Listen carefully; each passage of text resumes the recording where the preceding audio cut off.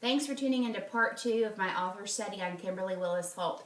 I'd like to continue talking about the first of 6 books that are in her Piper Reed series. I just shared many awards which this book has received, and I wanted to share with you a couple extension activities that could be used in the elementary classroom that go along with this book.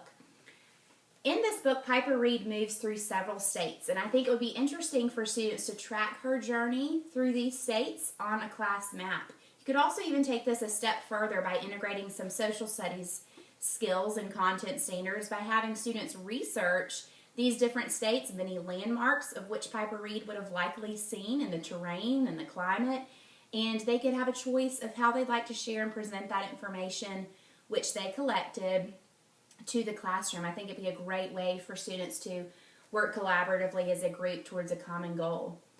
In this book, Piper Reed also, as being someone who lives in Pensacola, Florida, which she fondly calls Pepsi-Cola, Florida, she aspires to be a Blue Angel. She's just enthralled with seeing the Blue Angels and really has a piqued interest in becoming a Blue Angel one day. And I think that I asked my students, and many of them were unfamiliar with what a Blue Angel was and really what all that entailed. And I think it would be neat for students to research what a Blue Angel does, the training involved, and create help wanted ads for Blue Angels. Piper Reed also were introduced in this book, which continues throughout all 6 of the Piper Reed series, a catchphrase that Piper Reed has coined, "Get off the bus." And this catchphrase she says enthusiastically many times throughout the book, and it really suffices for a multitude of emotions. And I think it would be neat to have students brainstorm and share a special catchphrase of their own. This is, again, the first of the 6 books in the Piper Reed series. Published in 2007, and for each of the following 5 consecutive years, Kimberly Willis Holt wrote and published another Piper Reed book. The second in the series is Piper Reed Clubhouse Queen.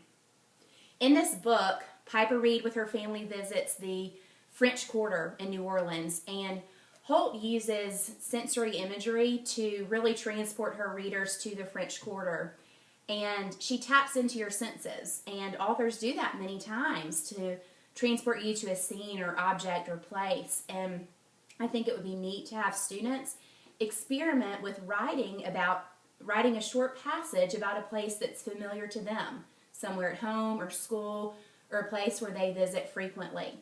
In this book, Piper Reed is also asked at school to create a memory box. I think it would be an interesting extension to have students create and bring in memory boxes full of objects that are special and meaningful to them to share with others. Could be something done at the beginning of the school year for students to get to know each other and also find common interest amongst themselves.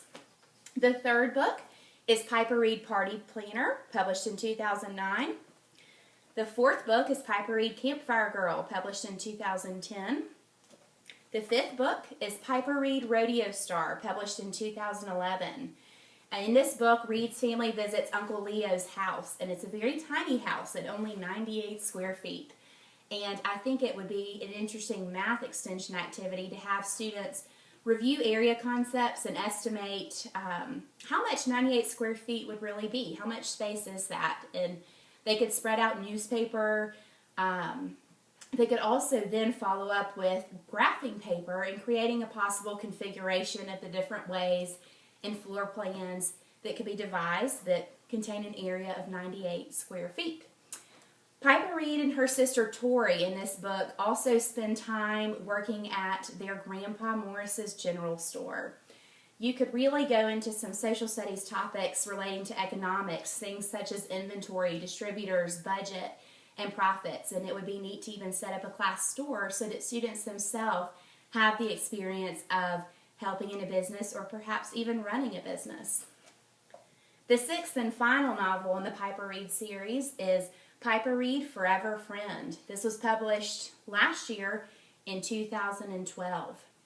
Again, this series of 6 novels can be read in any order, and it really takes readers on an adventure with a spunky 9-year-old Piper Reed.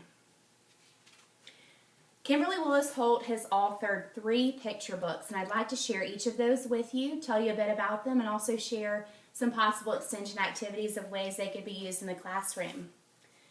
Waiting for Gregory was published in 2006.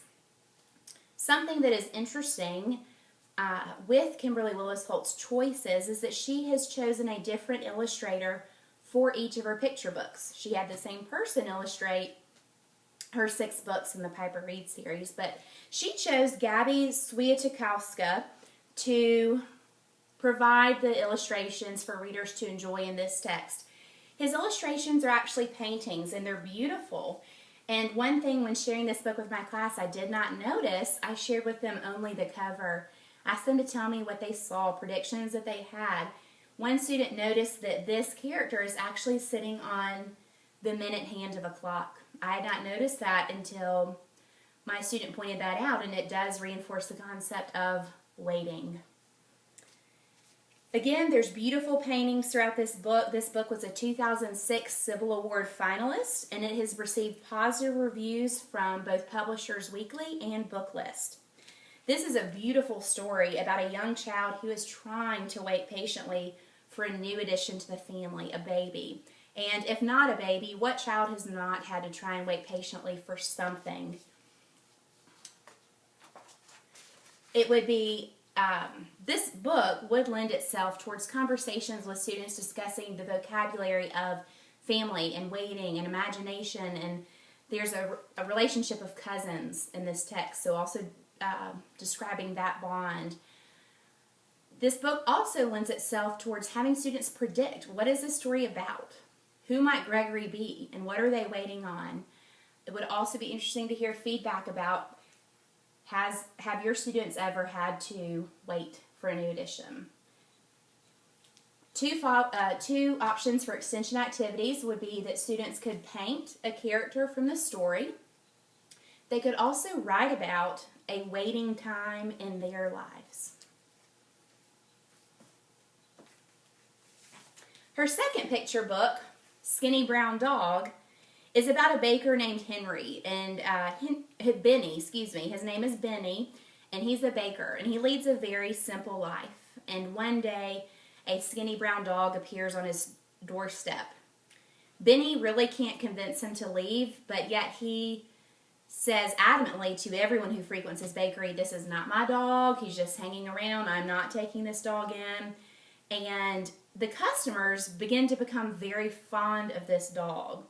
He ends up being named Brownie by children, and this is a sweet story of Brownie coming to the rescue and Benny realizing that a dog makes a lovely friend.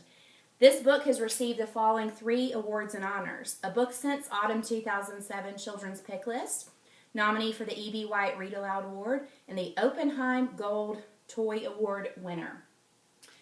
The author's connection to this story relates to that bakery that she loved to frequent when she lived in Paris as a young child. It would be neat to have students share what they would do with a stray dog. Also, share problems and solutions. This book encourages students to read not only the text, but the pictures too. They can identify the changes in expressions from happy to sad in the characters. There's also a possible art and writing connection. Students could draw a bakery and use their 5 senses to write a bakery story. Her third and final book is The Adventures of Granny Clearwater. This is a wonderful tall tale that is told with plenty of humor and enhanced by colorful collage illustrations. It was published in 2010, and it's a very neat and engaging story.